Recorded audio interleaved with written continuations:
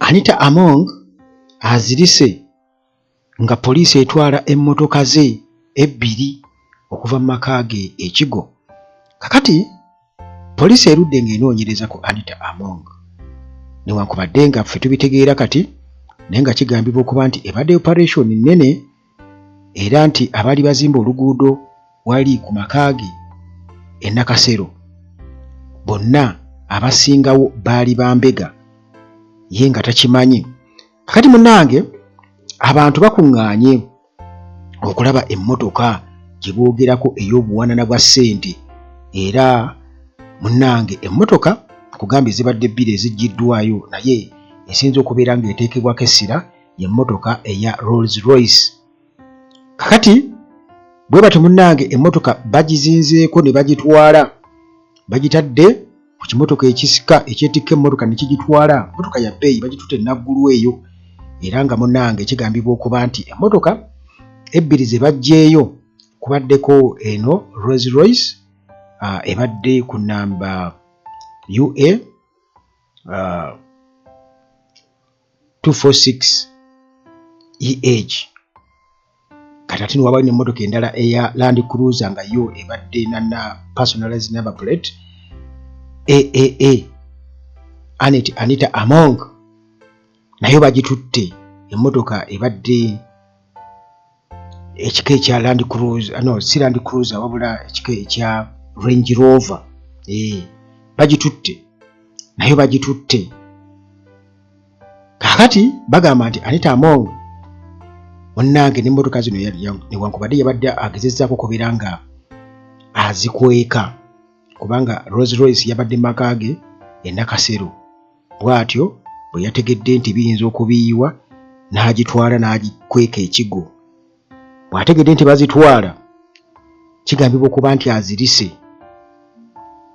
kubajjukira yatugamba nti ayagala nnyo emmotoka ez'ebbeeyi ye ayagala nnyo emmotoka ez'ebbeeyi emmotoka y'endowooza abadde agyagala nnyo akitegedde nti bano abasajja balabika baagala kugitwala buyinza okukyenkya ne bagamba nti bagiguzizza ow'e Rwanda. Kakati munnange bino nga bw'obiwulidde abantu bakedde kwerabirako ku mmotoka buli omu abadde atunula kulaba yeeyo bwe batyo ne bagitwala enaggulu n'endala eya Range Rover. Kakati intelligence getufuna galaga nti ba agents bwe batyo beetisigayizinga beefuulafuula abazimbi b'oluguudo ba road construction workers ku maka ga Anita Among e Nakasero naye nga ekigendwa kyali kya kukola mulimu gwakubeera nga bakola obwambega ku maka gano balabe baani abayingirayo ssaawa mmeka baani ddala exactly. Kakati munnange ba operatives bano kigambibwa okuba nti bakola omulimu ogwa surveillance era operation bagikolera ddala nga batagetinga amaka gano ag'e Nakasero aga former speaker Anita Among. Kale wulira tukozesa kigambo former speaker eyali speaker teri kitaggwa nkakasizza. Kakati bano munnange bwe batyo beefuula abakozi b'oluguudo era nti bwe batyo ne bakolera emyezi oluguudo telubatwala mwezi gumu mbu baalwawo nga bagezaako kuba nti bakola beefuula abakola ennyo. Kigambibwa okuba nti okusinziira ku operation ensonda zigamba nti eno yali undercover operation era nga bana abeefuula abakola oluguudo luno kigambibwa okuba nti bagezaako kubeera nti no bawanvuyaamu ku budde nga pulojekiti eringa ekeereye kugamba mu kuzimba ate nga Anita Among abimanyi ne Parliament bagizimba. Gundi yagambye Lutamaguzi nti kasaba kubayo ennyonda emu eba emala nga bayiwawo omusimbi yawe. Kakati munnange mukola efaanagana ku bwetyo n'oluguudo bwe bati baalukola kawolawola era nga abantu ne baliko okubeera nga bakimanyiira ab'okumulirwano nti ku lweno emirimu ng'egikola kiro batandika kawungeezi okubeera nga bakola batandika kawungeezi kubajjukira Anita Among gye baali tebakola gwa bwambega.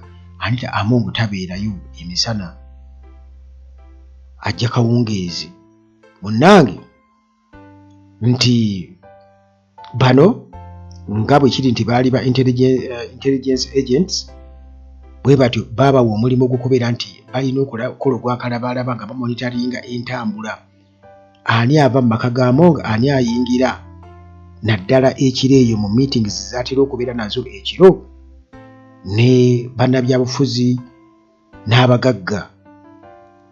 Kakati munnange ensonda ziraga nti bano operatives batandika okubeera nga balikodinga details zonna mmotoka kyeziyingira mu compound, omuli n'aba plates zaazo nga baziwandiika, n'abalimu ekiba kisoboka bali bameka, bwe babeera babamanyi n'amannya ne bagateekako.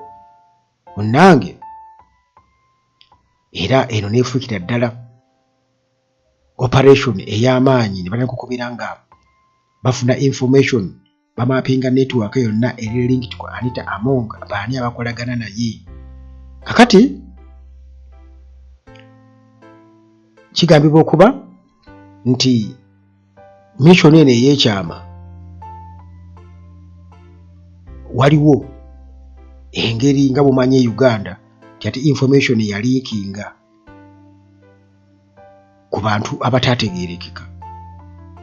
Kakati munnange bintu ne bikyukamu katono, era kigambibwa okuba nti omukyala gwe baakuba amasasi juzi ku maka ga Among awo, kigambibwa okuba nti baali bamususpecting okuba nti nno yali mabega wa information okubeera nti yalinkinga. Kakati omukyala ono yali avuga mmotoka, bwe batyo baamukuba n'afunamu ku buvuni, baakuba emmotoka ye, officer ya openinga fire. Zaali nnaku z'omwezi, twali tumalako mwezi gwa 4 ndowooza 2026, era okusinziira ku poliisi baga nti omukyala ono yali avuga mmotoka Toyota Harrier, ne bamukuba nga anaatera okubeera nga ayitawo awo ku baluyita Makinoni Road. Kakati munnange ebyo byonna byaliwo, naye ng'ensonga yali eyo. Kakati munnange kigambibwa okuba nti omukyalo olubaga nti yalimu okusiba, bamugamba siba, Anita Among emmotoka zivaayo nga sipiika, bunaalemererwa ng'ajja buzzi, kati oli n'amukuba. Omupoliisi yamukuba, baamutwala ne bamusiba. Tetumanyi biki bisukkawo awo, naye nga kigambibwa okuba nti ensonga zaali ezo, nti baali bamaze okukitegeera nti waliwo abababega.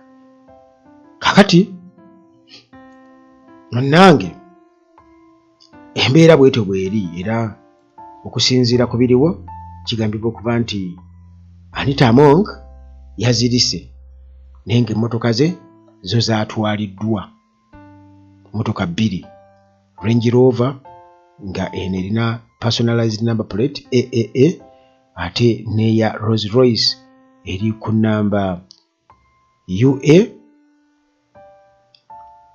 426 EH.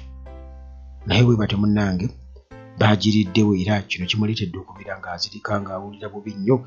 Bazituute naggulu, tulinde tulabe bagenda kuzimuddiza oba bagenda kuzisigaza.